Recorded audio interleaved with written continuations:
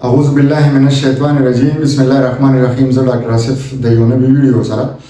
او د نن سبا موسم مطابق یو ویډیو ده چونکې خېټه خرابه ډېره شوې ده او خاص کر په ماشومانو کې. نو نن زموږ کوم ټاپک چې دی نو هغه ډایریا ان چلډرن یا لوز موشن ورته په انګلیش کې ویلی شي. چیرې په ماشومانو کې د خېټې خرابې څه وجې دي. د اډلټس بوم د لویو بوم یو خبره کوو، خو خاص کر د ماشومانو دپاره دا چونکې خطرناکه بیماري ده. نو ما ویل چې تاسو ته زه د دې وجوهات ووایم چې وجې څه دي او د دې بچاو څنګه دی او په کومو حالاتو کې تاسو له پکار دي چې ماشوم ډاکټر ته ورسوي او په کومو حالاتو کې صرف ORS چې کوم دی د ماشوم له ورکول دي. نن ویډیو کې به د دې ډیټیل وو.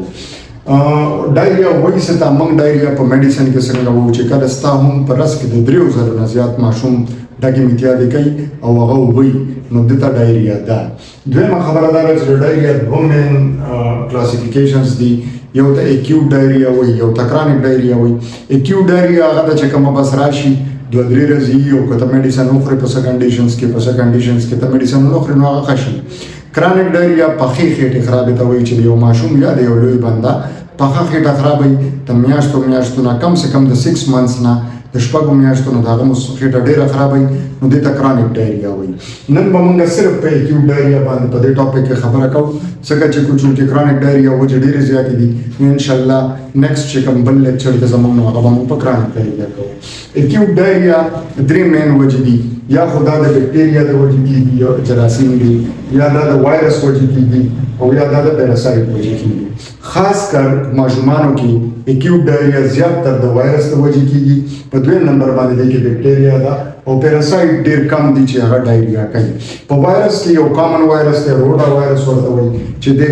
خاص د ډایریا سره د یو غټ لینک دی. نو په وایرل ډایریا چې کوم دی دا د روټا وایرس نه کېږي. اوس کوم هغه الارمینګ ساینز دي چې تبه ډاکټر له ماشوم بیایي. داسې کوم ساینز دي داسې کوم سیمټمز دي په ماشوم کې چې تا ته ښکاره شي نو پکار دا ده چې ته ماشوم کلینیک ته ډاکټر له بوځي او داسې که دا پکې نه نو بیا صرف ORS چې کوم دي په کور کې ورکول دا د دې علاج دی. ORS په مارکیټ کې ملاویږي. تاسو کور هم ORS جوړولی شئ. د چینی د مالګې او د لیمبو نه په اوبو کې چې دا یو ځای کوي نو د دې نه خپله ORS جوړ شي. خو چونکې په تیار ORS کې پراپر یو کوانټیټي دغه څیز موجود دی او د مونږ کوانټیټي هغه شان نشي کېدی نو ORS پونه که تاسو ماشوم له راوړئ که دا علامات پکې نه نو هغه صرف د ORS مریض دی او که کلچره پکې دا علامات رالل نو بیا پکار دا ده چې دا تاسو ډاکټر له بوځئ او دته ډریپس وغیره ولګي دته انټي شروع شي فلیجل ولا ورکړی شي او نور چې کوم میډیسن دي هغه ورته پرسکرایب کړی شي. په دې الارمینګ ساینس کې لومبی ساینس چې کوم دی هغه لیتارجي ده. که چېرې ماشوم ډېر کمزور ښکاري لیتارجي ښکاري او ډیهایډریټډ ښکاري داسې ښکاري چې دکې د اوبو ډېر کمی دی دی پروت وي خوځي نه ایکشن نشي کولی پاسېدی نشي او تاسو ته د لوک نه د ژبه وچه ښکاري سرمنې درته لوز ښکاري یا د چې کوم انټیریور فنټنل دي تالو چې ورته موږ وایو هغه یې غورځېدلی نو دا ساینس دي چې تاسو به ماشوم ډاکټر ته بیایئ او زیات چانس دا دی چې دته بیکټیریل ډایریا او دته د انټي ضرورت وي. دویم که چېرې د ده په لویو میتیازو کې بلډ یې وینئ نو دا به هم د بیکټیریل ډایریا یو یا د کالرا یو سیمټم دی نو دا هم ډاکټر له بوتللی دي. که چېرې ډایریا سره الټایي خېټه مو خرابوي الټای وي او یا په خېټه کې ورسره کریم سي درد دي په خېټه کې ډېر زیات نو داسې کس له هم داسې ماشوم هم ډاکټر له بوتلل پکار دي. که چېرې د په 12 غنټې کې بالکل تش امتیاز یې ونه کړئ د دې مطلب دا دی چې په لاست 12 hours کې د واړه بول بند شو واړه بول یې ونه کړل د دې مطلب دا شو چې دکې اوبه دومره کمې شوي دي چې دی د وړو بولو قابل هم نه دی نو داسې ماشوم هم ډاکټر له بوتلل پکار دي. او ریش که چېرې د ده په وجود باندې په سرمنه باندې ریش راوخته چاپې پرې راوختې سکین کلر یې بدل شه د چمړې کلر یې بدل شه نو دا د یو بیمارۍ طرف ته ځي نو دا هم ډاکټر له بوتلل پکار دي. که چېرې ډایریا د 3 ورځو نه سیوا شوه 3 ورځې د خېټه خرابه ده د ماشوم دکې کریمس هم نشته دی الټایم نه کوي خو د 3 ورځو نه اوږده شوله د ډایریا نو هم د ډاکټر له بوتلل پکار دي. او که چېرې د دې ماشوم عمر د 1 میاشتې نه کم دی انفنټ دی نو بیا که د هر قسمه لوز موشن دي خو چې د میاشتې نه کم ماشوم دی نو دی هم ډاکټر له بوتلل پکار دي. نو دا الارمینګ ساینس تاسو ته یو الارمینګ ساینس ما ووي چې په دې حالاتو کې ماشوم ډاکټر له خامخا بوتلل پکار دي او په ده باندې ټایم نه دي ضایع کول پکار ځکه چې د ډایریا یو دوه غټ کمپلیکیشنز دي یو دوه غټ نقصانات دي او ما د ډایریا نه په خپل هاسپټل کې لوی خلک اډلټس چې کوم دي ځوانان مړو لیدلي دي نو د خامخا پکار دا دي چې دا الارمنګ ساينس تاسو کلم په ماشوم کې وینئ نو د پکار دي چې ډاکټر له بوزي د دې دوه غټ کمپلیکیشنز دي یو رینل فیلور د دې سره ګردې فیل کیږي ځکه چې اوبه دومره په وجود کې کمی شي چې ګردې وچی شي او هغه فیل شي او دویم الکترولایټ امبیلنس دی الکترولایټس زموږ په وجود کې سوډیم پوټاشیم کلورایډ بایکاربونیټ داسې څیزونه دي چې هغه د وجود لپاره لازم دي نو په دې ډاکو میتیازو د اوبو کې د دغه سوډیم پوټاشیم کلورایډ او بایکاربونیټ هغه څیزونه هم وزي چې هغه د کلوزي او هغه په وجود کې کم شي نو د هغه هر یو الکترولایټ بیا ځان له نقصانونه دي د هغه نام اریدمیاز د هارت ډیسارډرز د زړه ډیسارډر راځي ریدم ډیسټرب کیږي مختلف نور بیماریاں دي کیږي نو دا دوه غټ نقصانات دي موږ سره د خېټې خرابې چې ګردې وچېدل او د الکترولایټس امبیلنس راتلل د هغې بیلنس خرابېدل بیا راځو چې یاره د دې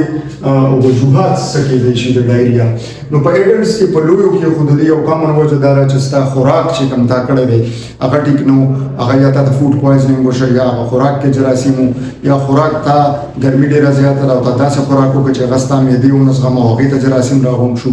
خو په ماشومانو کې خاص زه په دې باندې فوکس کوم چې په ماشومانو کې د ډایریا د خېټې خرابې غټه وجه چې کوم ده هغه باټل فیټ دی چې موږ ماشوم له د خپل مور د سینې پای نه ورکو او په بوتل باندې مو وخته کړی نو دا یو غټه وجه ده د خېټې خرابېدو نو باټل فیټ ماشومان چې کوم دي چې کوم ماشوم بوتل پایس کی نو دته زیات چانس دا دی چې دته به ډایریا کیږي اوس راځو لغون د تاسو سره په بریسټ فیډینګ باندې خبره کوم چې څومره اهمیت دی د مور د پایو او د هغې څومره فایدې دي مور ته هم او ماشوم ته هم او باټل فیټ تاسو ته ما الریډي وویل چې کوم ماشوم د بوتل پایس کی نو زیات چانس دا دی چې دته به ډایریا لوز موشن کیږي او نور هم بیماریانې هغې سره کیږي زمونږ یو کنسپټ دا دی چې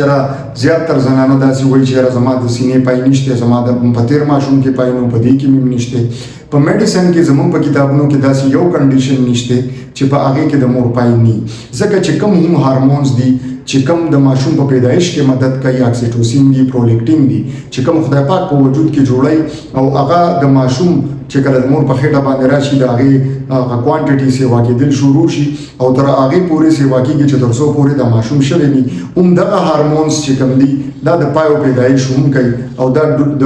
ماشوم په خېټې باندې په موجودګۍ کې هغه مور دې ته تیاری د مور وجود دې ته تیاری چې دی به خپل ماشوم له پای ورکوي نو دا خبره کول شاید چې دا زمونږه څه میسټیکس وي زمونږه څه غلطیان وي چې د هغې د وجې کېږي خو داسې نه ده چې د مور پای بني نو بریسټ فیډینګ یو ډېر قیمتي څیز دی او د دې درته دوه خبرې کوم چې د دې ماشوم ته څه فایدې دي او د دې مور ته څه فایدې دي لومړی خبره خو دا ده چې بریسټ فیډینګ چې کوم دی د مور پای دا یو کمپلیټ ډایټ دی او اکثر زمانه خلک تپوس کوي چې ډاکټر صاحب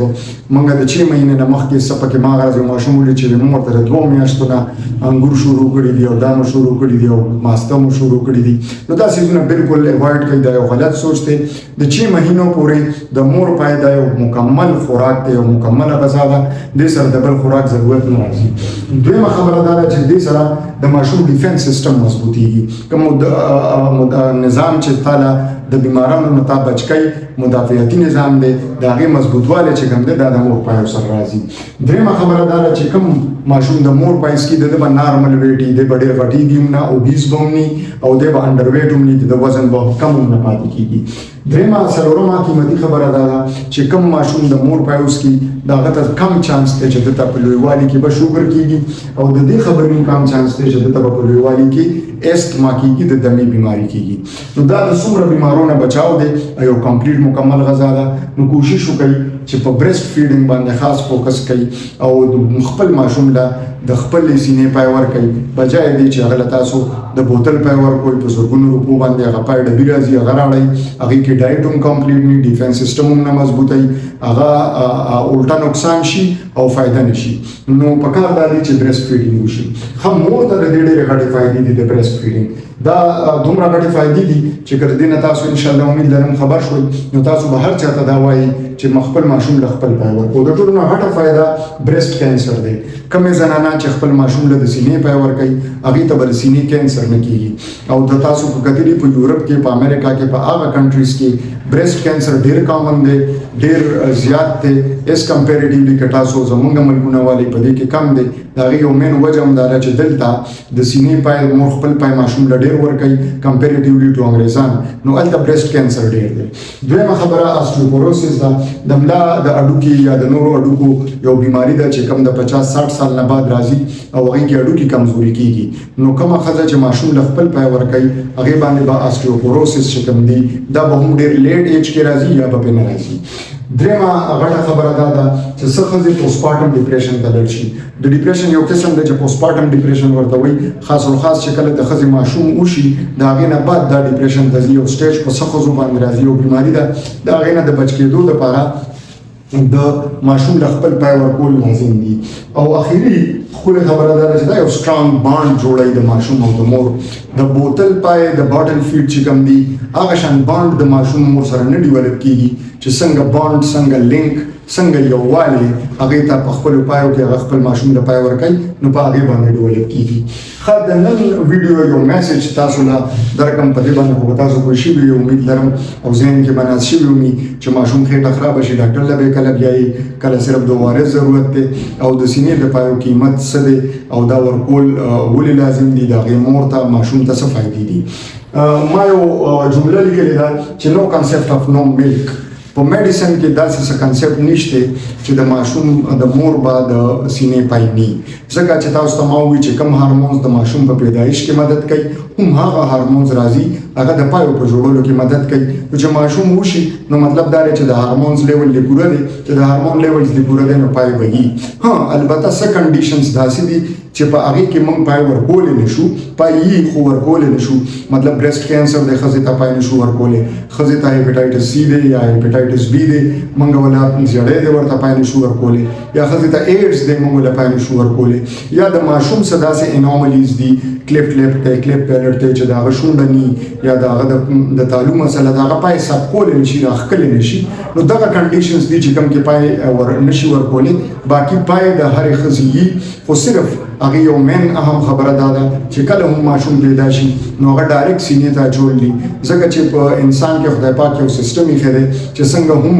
ماشوم پیدا شي او هغه ته سینې ته واچوي نو اټومیټیکلي ستا نرو سیسټم او هر څه خپل کار شروع کړي، برین ته خبر لړ شي او دلته پای راوتل شروع شي. او دا به تاسو په زنانو کې نوټ کړي ومي چې د ماشوم کله د پای ټایم شي نو اکثر د دې سینې نه پای خپله لاړ شي. هغه د سایکیټري سایکالوجي داسې ده چې د دې په ذهن کې راشي چېرې ماشوم ته د پایو ضرورت دی نو هغه هر څه جنریټ شي او پای جوړ شي. نو کوشش کوئ چې څنګه هم د ماشوم پیدایي شي انلیس اټموسټ داسې څه غټه بیماري چې مور د ماشوم نه بیله ساتلي، یا ماشوم داسې بیماري چې په آی سی یو کې یا په سی سی یو کې یا په غټ ځای کې داسې واټ کې اډمیټ چې مور ورسره ني نو هغه بیل کنډیشنز دي. د هغې لپاره هم اوس بریسټ سکر راوتي دي، پمپونه راوتي دي چې د مور هغه پای مینټین ساتي. خو کوشش کوئ چې ماشوم له د خپل ځان پای ورکوي او د ډېرو بیمارونو غم بچ کوي او ځان هم بچ کوي. امید لرم ویډیو به ستاسو خوښه شوي. مخکې خپلو ملګرو سره هم شیر کوئ او زما چینل هم سبسکرایب کوئ. د الله په امان.